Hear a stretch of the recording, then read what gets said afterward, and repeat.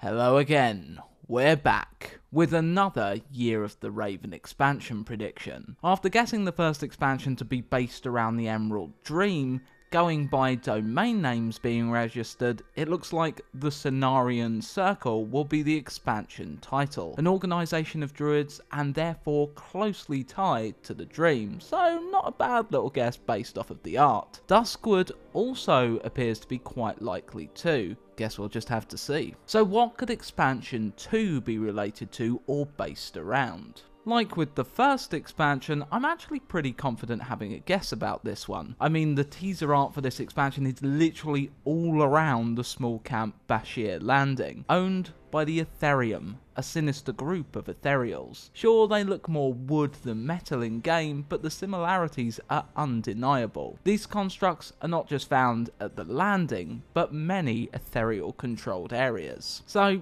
needless to say, I think this expansion will be based around the Ethereals, a race that has popped up now and again in Hearthstone but could certainly do with more representation. A popular race among the World of Warcraft community, as they are frequently one of the most requested races to become playable. If you're interested in ethereal lore, I released a video on Champion Syrah when the Grand Tournament was current, which covers the race as a whole. It misses some of the most recent lore, but it's pretty comprehensive. We'll be looking at their lore briefly here, but mainly to try and decipher what an expansion based on this race may focus on.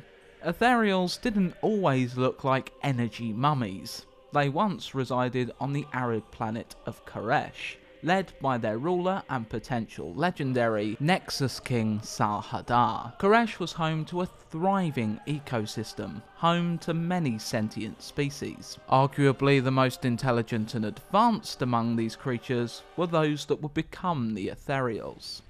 The arrival of Dimensius the All-Devouring signalled the planet's end. Opening up portals leading to both the Void and the Twisting Nether, the Void Lord showered Koresh with dark and arcane energies, playing havoc with the once stable ecosystem. One race acted quickly to defend themselves, erecting magical barriers around their cities, but even with their quick reactions, Dimensius's magical bombardment would not be stopped. While the barriers managed to stop the dark energy, an unimpeded flood of arcane energy tore through the civilization. The energy shredded the race's mortal forms, but fused their souls with enough energy that they were still able to subsist without a body. But barely. The race took to wrapping themselves in arcane bandages, giving their souls enough structure to survive, later becoming known as Ethereals. Their souls now infused with magical energy, they were actually able to fight Dimensius to a standstill. But this did not last long when the Void Lord received reinforcements. This forced the Ethereals to flee their home, retreating into the Twisting Nether. This in itself makes for a great expansion theme. The Ethereals' home planet's destruction is shrouded in mystery. Even the Ethereals debate on how Dimensius initially arrived. This gives the Hearthstone team a lot of creative freedom, maybe even producing the first artwork of how the Ethereals looked before their mortal shells were destroyed. With energies raining down from both the Void and Twisting Nether, the team has plenty of room to include demons and creatures of the Void. Plus, the Warlock legendary is obvious. Dimensius. After escaping the Void Lord, the Ethereals became permanent residents of the Twisting Nether, the home of chaotic magics and demons, and another candidate for the theme of the expansion. We could also see another Gadgetzan-esque type of expansion, as while in the Nether, the Ethereals split into various factions. In his desperation to seek vengeance, the Nexus-King and his ruling council of Nexus Princes, the Ethereum, started resorting to darker means. They would later, around the Burning Crusade expansion, even try to become beings of the Void like Dimensius in order to defeat him. Others would splinter off from the Ethereum, forming their own factions. The Protectorate, led by an unknown Nexus Prince that broke away from the Council, seek to stop the Ethereum's destructive path.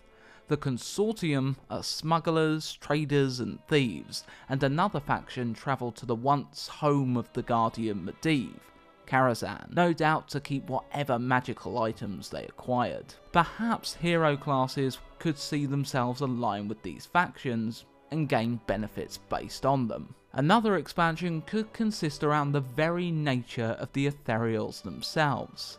They have no loyalty, tying themselves to allies that will increase their profits. They scour many worlds, all connected by the space between them, the twisting nether, searching for magical items and the like. Like we were dungeon raiders in Kobolds, we could be interdimensional treasure hunters with an ethereal expansion. That could be pretty sweet. How would you make an ethereal expansion work, theme-wise? Do you think I'm right or wrong? What new card abilities could be themed around the ethereals? I'd be really interested to hear what you guys have to say. One last expansion to predict, and that's by far the one I'm least certain about.